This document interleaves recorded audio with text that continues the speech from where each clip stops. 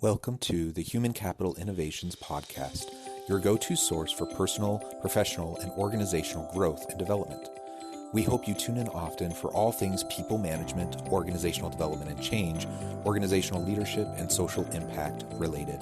Maximize your personal and organizational potential with Human Capital Innovations Podcast.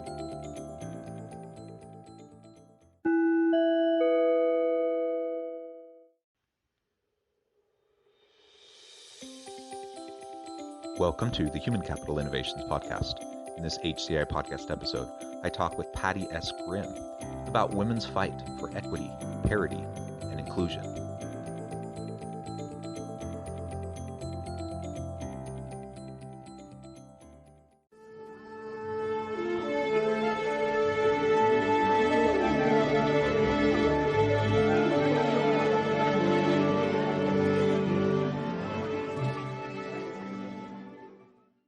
Pattie Grimm, welcome to the Human Capital Innovations Podcast.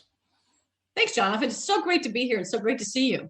Yeah, it's great to see you too. I really appreciate you taking the time to meet with me today to have a nice conversation. We're going to be focusing on women's fight for equity, parity, and inclusion, an incredibly important topic. And we've been preparing for this episode for a while now, and it's really a pleasure to finally have a chance to sit down with you and have a really nice conversation. As we get started, I wanted to share Pattie's bio with everybody.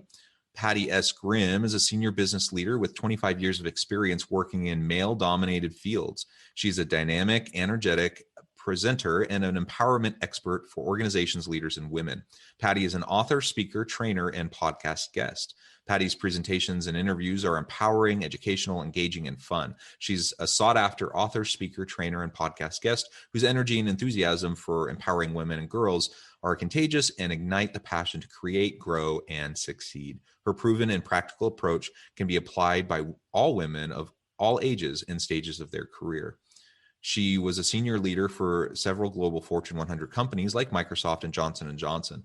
Pattie runs a training and consulting company focused on empowering women to be the best they can be in any endeavor they choose. Pattie ran 1,000 miles in her high heels trying to kick the glass and shares her rock star to rock bottom backstory to help other women succeed. She was recognized by Executive Women's Association, Who's Who in Women's Leadership, Women of Influence, and the state of California. Pattie is the author of Quiet Women Never Changed History, Be Strong, Stand Up, and Stand Out. Let's Go Kick Some Glass. I love the title of your book. I love everything that you're about and that you do with your work. Thank you again for joining me on the podcast today. Is there anything else you would like to share by way of background or personal context before we dive on into the conversation?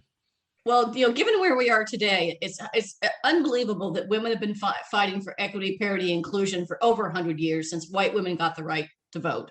And yet we're still fighting that glass ceiling. And sometimes when I present, people will say, do we really still, break that glass ceiling? My answer is absolutely yes. And I hope that doesn't offend people, but I decided I'm going to change my job title because it's a lot shorter to be, I'm just a badass glass kicker. I love it. And you know what? If people are offended by that, then maybe they need to chill out a little bit, perhaps. Yeah. Very good. Very good. Well, so let's start. I imagine as we go throughout our conversation, you'll weave in some stories and experiences from your tremendous career and the work experience you've had. But let's start with some of the scary stats on the current state of women's fight for equity, parity, and inclusion. Like you said, I think a lot of people think, oh, we're kind of past that. Like that was an issue 30 years ago, but things are better today. No. But they're not better today, are they? Or No. At least not much better today. No, women's pay has gone up 1% in the last decade. So women are still underpaid, underserved, and underrepresented. So Caucasian women make about 81 cents on a dollar as compared to a man who makes a dollar for the same job. Women of color, it can be as low as 56 cents for Hispanic women, Asian women, and Black women, depending on that. So it kind of ranges between 56 and 81 cents on a dollar. We're still underpaid. We're still underserved when it comes to there's not enough women at senior level positions in organizations and in government. We're underrepresented in healthcare. So majority of the research that is done on cancer is done majority on men. And they're not really looking into the impact of cancer, some of these diseases might have on a women that are very different than the impact on men. Here's the one that really surprised me. There's still 13 states in the US who have now not passed the Equal Rights Amendment, the ERA from the 1990s. Yeah, I'm in one of them. Yes, you are. That blew my mind. And there's some states that are actually trying to fight it. And that act alone is going to guarantee women the right to equal pay for the same job. I know at one time I was working in banking early in my career, and I was running a very large retail consumer branch where you would go in and do your banking. And I had the biggest staff, I had the biggest budget, I had the highest customer satisfaction, the highest employee satisfaction. And I found out my male counterpart, who ran a much smaller branch than I did, was making $20,000 more than me. So when I went to my district manager and said, I want equal pay, what is this all about? He goes, well, he's a man and has a family to support. And I looked at him and said, do you know that I'm the income earner in my family because my husband's getting his master's degree in public administration? So he works part-time. I'm the income earner. And I ended up getting the raise. But I mean, it was just this unbelievable that it still happens today. Yeah, it is unbelievable. And it's so frustrating. I hope anyone listening to that story, yeah, I hope you cringe. and you just have this guttural reaction, you know, this gut reaction, negative reaction to that, because I hear it often too. And it's seen as a justification. Well, he's the man, he's the breadwinner for the family. Why does that Not matter? anymore. First of all, it's not a particularly accurate portrayal in this day and age, you know, of a single male breadwinner for a home. You know, most are dual career families. Absolutely. Many families, the woman makes much more than the man. There are stay-at-home dads. Like, it's so antiquated to think that that's the way families are set up today. And it's quite offensive to suggest that men deserve to be paid more than women just because they're the ones that have the rightful place as the breadwinner in the family, right? Yeah. So when I was at Microsoft, I was always in international roles. In fact, I even moved to Singapore for 3 years and ran the customer partner experience team for all of Asia Pacific. And my husband gave up his job as a high school football coach. I earned more than he did. He left the US, didn't even have a passport, had never been to Singapore until the house hunting trip, and went with me on this adventure to live in Singapore and travel all of Asia for 3 years, which was incredible. And there was a time when my son was young and I was traveling again that he was Mr. Mom for 3 years. He quit his corporate job, CFO for a big hotel chain, and became Mr. Mom for 5 years so that I could travel and my son would have a stable environment with a stay-at-home parent. So it is an old, antiquated system where we just need to get over it. I mean, literally get over it. Yeah. And, you know, I do hear less and less of that argument now than I did even a decade ago. So I'm grateful for that. But there's still plenty of people who feel, you know, like that's a completely valid way to pay differently. And it's just not. Again, as listeners have heard on this podcast many times, you pay people fairly for the work that they do. Treat people with dignity and respect, regardless of, you know, race, ethnicity, gender, sexual orientation, whatever, right? We're fighting for inclusion, equity, belonging within organizations. Full stop, right? No qualifiers. you don't no make if, and, or exceptions. buts. No, none of that stuff. I mean, so I've actually started writing the second book, and the second book originally was going to be called "When She Rises, He Does Not Fall: How to Create Inclusive Workplaces for All." But as I started interviewing people, like my first book, I interviewed 3,200 people around the world about what makes a great woman leader.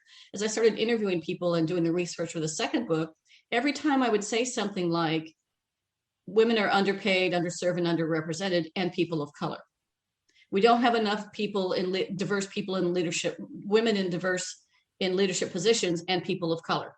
And so the book is now expanded. The current working title is Breakthrough Performance: How to Create Innovative, Inclusive Workplaces for All. And I'm interviewing senior executives from top companies in the world that are best places to work. And the word that keeps coming up around women and people of color or different backgrounds or research or whatever is access. Access to education, access to job opportunities, access to mentoring, access to funding. If you run your own company, it's much harder for a woman to get capital funding to run a business than it is for a man. So that's another one of those stats.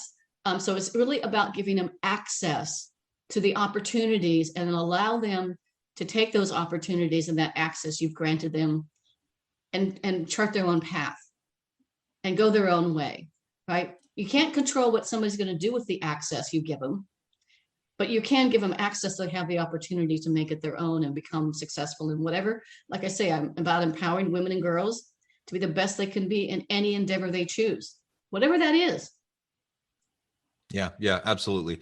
And I'm glad you bring up people of color because clearly there's inequities there as well. And when you talk about women of color in the workplace, it's a double whammy that they really get hit hard. You shared one stat earlier in terms of pay, the pay gap for women of color at work in comparison to men. What are some of the other things that you see in your research in relation to women's lack of parity in business for people of color?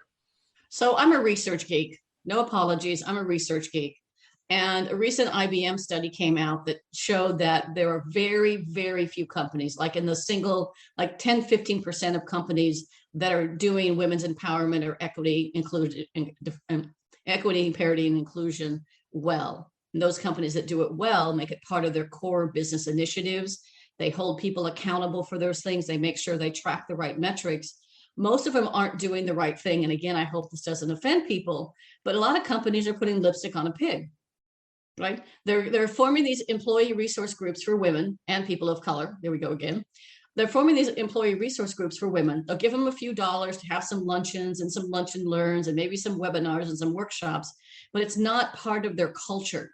They haven't looked at their job applications or their job descriptions, right? We need to literally, most of our HR processes, we should throw the baby out with bathwater, because we need to look at those job descriptions and say, are they more geared to a male dominant, aggressive, competitive?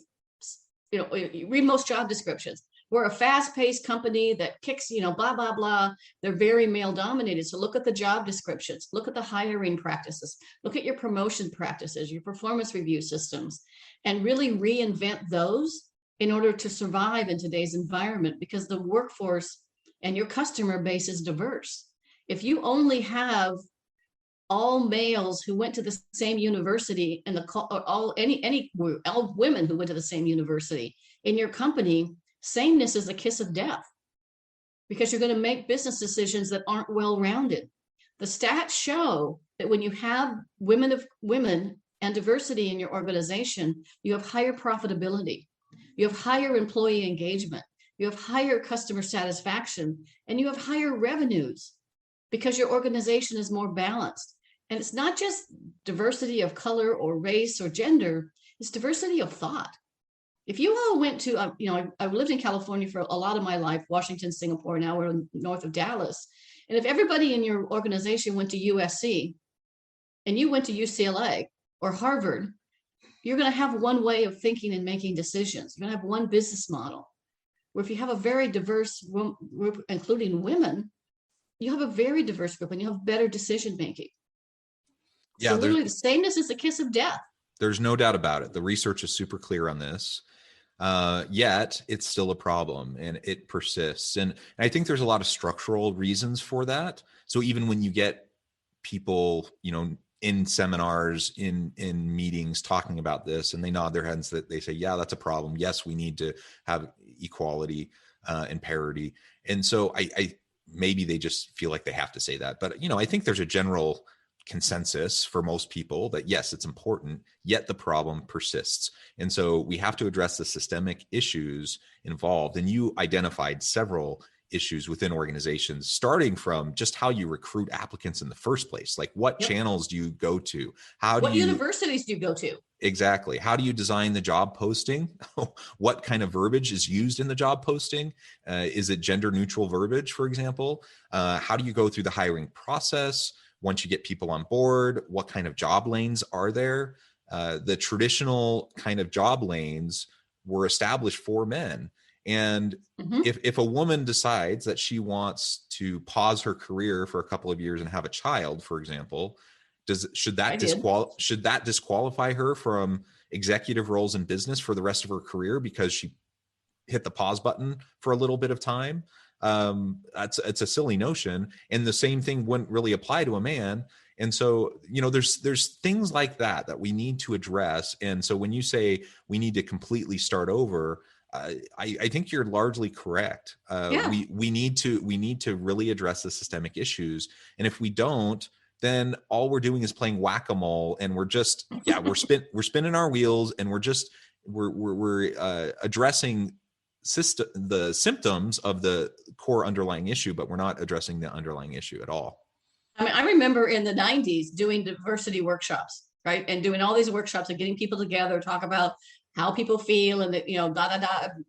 And here we are 10, 20 years later doing the same thing again. And so I agree. It's just like whack-a-mole. It's just going to keep coming up if we don't do something to address it. And there's some things people could do, right? So one thing is, in the early screening of the interview process, do you have a blind applicant review where you don't know the race or the sex of the person until you actually get into an interview process and they've at least gotten through the first level? For women, and this and should I add, there's software to help you do this, right? Yeah. So you can neutralize application materials. So that doesn't even, and we know there's lots of research on this. We know that if you have a name that looks like it's female, or you have a name that looks like you're African American, or whatever, that it will hurt you in the application process, just through the implicit biases that people have.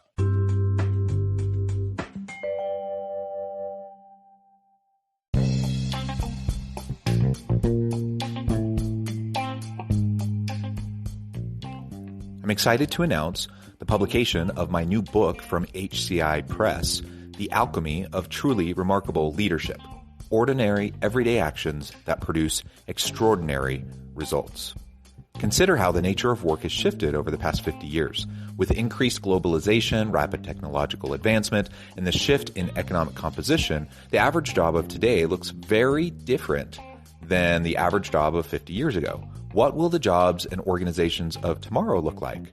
Moreover, what does this all mean for organizational leaders? What are the core competencies and capabilities of organizations and their leadership that are prepared for continued disruption and geopolitical and socioeconomic shifts? Regardless of what the future holds, increasingly, leaders need to be socially minded, data-driven, decisive, champions of talent, and disruptors of the traditional notions of leadership, teams, organizations, and work. The Alchemy of Truly Remarkable Leadership will help you to explore your own leadership competencies and capabilities and consider ways to apply and implement them into your workplace and personal life.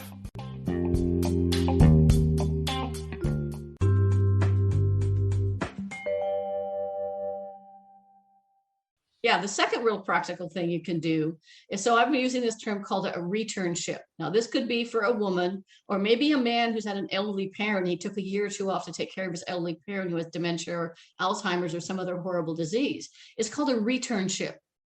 So if you're at a certain level and you leave the organization for whatever reason, for 6 months, a year or more, your skills are out of date.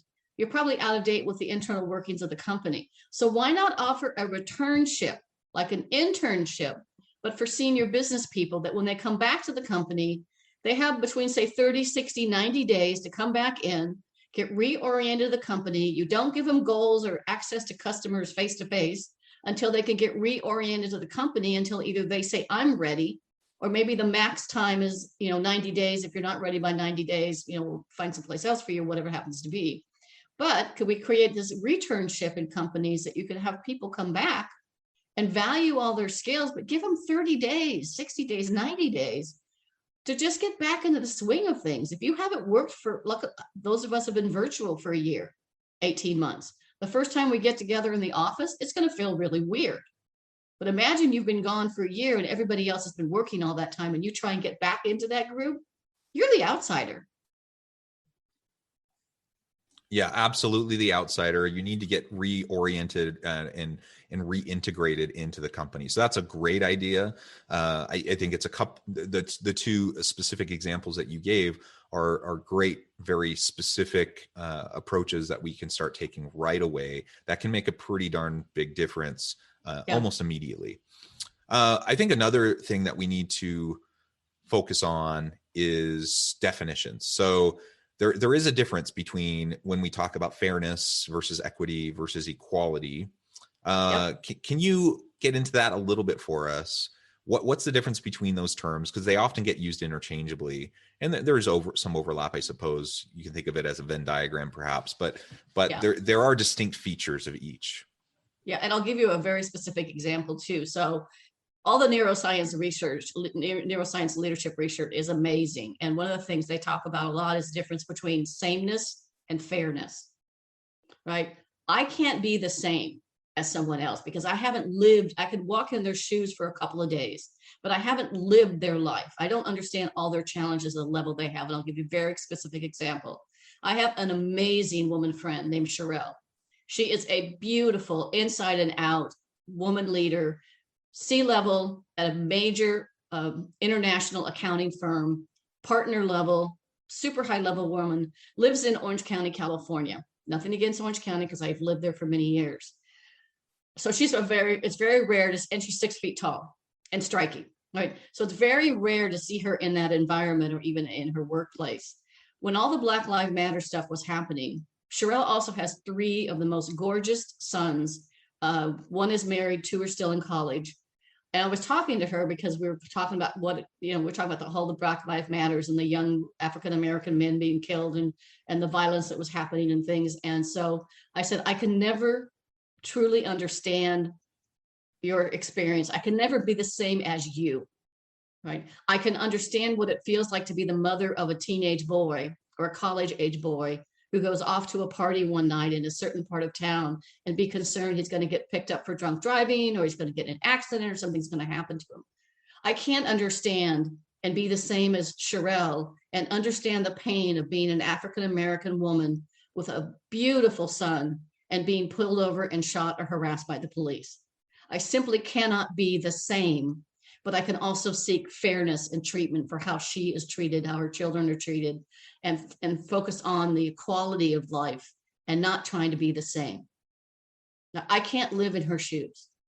I literally cried for hours when that was going on, and we had an amazing conversation, but I can't be the same as her. But I can hope we get fairness and equity and quality for her children and for herself. So I think that's one. That hit. I'll get emotional. It's a heartbreaking example, right? And you might have an Hispanic friend, an Asian friend. So for my new book, which I'll talk, I was interviewing one of the senior leaders I worked with at Microsoft in Asia. He was our regional vice president. He's left Microsoft, worked at Apple, several other companies, and I was interviewing him for my second book. He's Asian, Japanese, raised in Brazil. So when they told us we had a new country manager taking over as regional vice president of Asia Pacific region from Brazil, we assumed he was going to be Hispanic. Well, he's Japanese. He looks Japanese. And he talks about the bamboo ceiling of being an Asian male or woman in an environment where their values sometimes hold them back. Their respect for authority, they're not speaking up when something goes wrong, how that's holding them back, and how they're, despite what people think that there's a lot of very successful Asian people in senior level position, there's not. You have Satya, who's CEO of Microsoft from India. You have a few handful of people, but you really don't have that on an equal level. And so it's just one of those interesting things of, it became so clear in interviewing for the second book, and it's about diversity, equity, inclusion for all. But I do have a couple special things for women in terms of some things, the research from the book and the 5 practices I think would help women become more empowered, more confident, get rid of that label bossy, and just be bold woman leader. Yeah, that's really great. And I think it's worth noting as well, like as dire as it appears right now, the state of parity and equity in the workplace for women, people of color, it's not great. The pandemic actually really set us back as well. And there's been new research coming out over this past year that suggests that we've really stepped back a generation in terms of where we were at and the progress we were making, because so many women, so many people of color were disproportionately impacted by the pandemic. Yep. And had to make the hard choices that ultimately are going to impact their career, because their kids are at home doing school, and so they end up stepping away from work to help their children or other household duties and stuff that disproportionately negatively impacted women's careers. And so this is more important than ever that we start to tackle the systemic issues involved, so that we can turn the tide, right? And start to move in the other direction rather than moving backwards like we have been this past year. We need to start moving forward, and much more rapidly than we were in the past. Yeah, so you're absolutely right. More women were laid off significantly than men, and more people have called, but more women were laid off than men during the pandemic. The other thing is from 2020, the 2020 report that came out in October, November, that was the combination of the Lean In organization and McKinsey did a study that said 1 in 4 women right now are considering leaving the workforce or downsizing their career because of COVID. So even if the husband is home being helpful, the wife is still taking the burden of the child care. And an example people might relate to was there was a video that went around for a while of a British gentleman interviewing for a job on Zoom. Yeah. And the little kid walks in, right? And Yeah. the wife crawls in and pulls the baby out. And everybody goes, "Oh, isn't that cute? He's a great dad." So a woman's on a Zoom call and her kids come in. And some people think, I wonder how she's doing it all. I wonder how she's balancing the children and homeschooling and her job. So it's just the unconscious bias, which we could talk about for days. Yeah. The unconscious bias of there's just this different treatment. There's something called the double bind paradox. As men rise up the ranks, they gain respect and credibility. As women rise up the ranks, they lose credibility and respect and become suspect. Was she the right person for the job? Yeah. So that's one of those systemic issues. But yeah, definitely. I want to give some time to real quickly talk about the 5 things in my book about 5 ways to be an empowered woman leader, if we can do that quickly. Yeah. And then we'll wrap up and close. And I know you're going to share with listeners how they can get connected with you and with your book. Yep. So the book is based on all my research. So number 1 is play to your strengths. Find jobs and career opportunities that fit your strength. So you're not like the round peg in the square hole. So go take a DISC profile, a Strength Finder questionnaire, an Insights, any of those questionnaires. Many of them are free to find out what your strengths are, and then find career and job opportunities to fit your strengths. Number 2 is to stand up. In order to stand up, you need something to stand on. And I encourage women and men to write a personal leadership vision of the kind of leader you want to be. What you want people to say about you when you leave that department or company, or when you move on to another, your legacy. I want you to actually craft that. And at the end, I'll give people my email and they can email me and I'll send them a guide of how to write their personal leadership vision. One quick way to do it is imagine you're going to be on your favorite show in 5 years, right? Mine would be the Ellen Show. Yours could be something different. In 5 years, you're sitting on that show and you're surrounded by your friends and family, your coworkers and bosses, and everybody you've ever worked for. And they're all talking about you as a leader. What are they saying? Right? She was a confident, assertive, passionate leader who made a difference. She was a strategic thinker. She was honest, had integrity. Write all those words down and then create them into a statement. My vision is she was a passionate and compelling woman leader who was empowering people and making a difference in the world. That's my vision.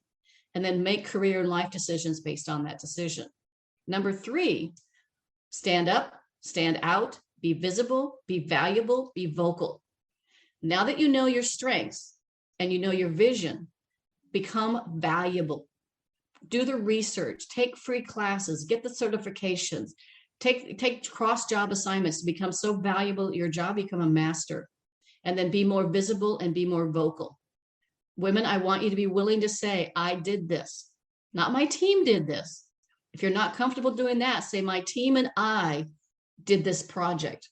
When someone compliments you about doing a great job, a great presentation, a great job, don't say, oh, I could have done better. Say thank you.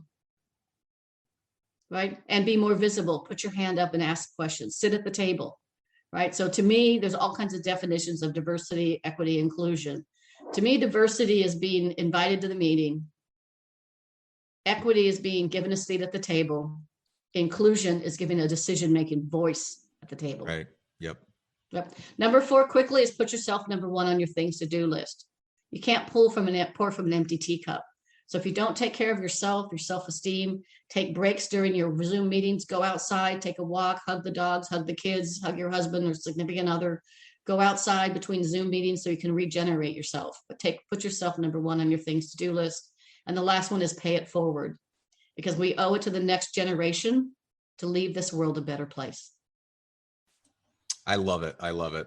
Well, Pattie, it has been a real pleasure having this conversation with you today. And there's so much more we could dive into and get into much more details. And perhaps I could have you back so we could continue the conversation.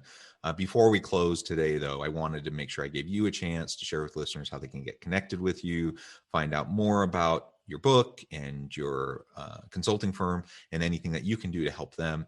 And then give us the final word on the topic for today. So if people want to email me, I'm a very simple person. People want to email me to pattiegrimm@live.com, and that's PATTIEGRIMM@LIVE.com. I will send you a free PDF guide to write your personal vision about what is a vision, why do you need one, and how do you use one. Once you have your leadership vision, then make career and life decisions about, does this fit my career? Am I going in the right direction? And to keep you centered during these tough times when we're all being pulled in 100 directions. I have a special offer on my book. It's usually $18.95 on Amazon. I'll do the banner thing, right? It's usually $18.95 on Amazon, but for podcast listeners, I have a special offer. You can get the book for $10. That includes free shipping and handling in the US and $200 in free training bonuses, including 5 videos of me walking through each one of those 5 principles in detail. The book's full of exercises and activities like to figure out your personal style. All of that's available for you, and it's get the book for $10. You can either email me or go to www.womenkickinglass.com/book. So www.womenkickinglass.com/book, and I'm sure that'll be in the show notes. And this is when I'm usually I'm right now barefoot, of course, but I'm usually presenting in these high heels and always wearing red because I'm kicking the glass ceiling. My final thought, I guess, would be, we can do this. We can do this. We can make the difference and leave the world a better place for the current generation and the next generation of women and men and everybody, if we just simply work together and try and let go of those old biases and trying to live our lives as full as we can possibly be. I love it. I love ending on that positive note. I agree. We can do this. We have to work hard. We have to be committed, but we can do it. We can make a difference. We can improve parity and equity for women and for people of color in the workplace. I think it's the moral imperative that we need to do this. And I appreciate all the insights that you've provided for us today. I hope listeners will reach out, get connected with Pattie, check out her book, find out more about her company and more about what she can do to help you. And as always, I hope everyone can stay healthy and safe, that you can find meaning and purpose at work each and every day.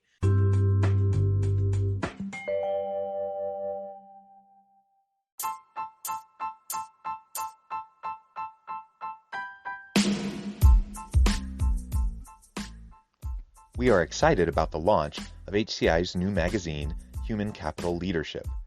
Human Capital Leadership is a free, interactive e-magazine designed to help individuals, leaders, and organizations find innovative approaches to maximize their human capital potential. We will be publishing issues quarterly in August, November, February, and May. Check out the first issue and let us know what you think.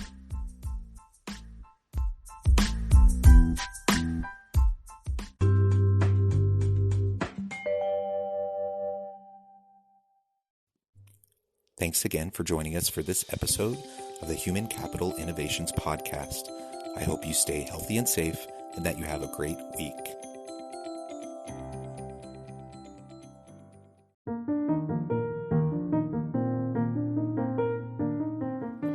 Check out our new weekly LinkedIn newsletter, Alchemizing Human Capital, exploring industry trends via original research and interviews with executives and thought leaders from across the globe. We look forward to having you join us.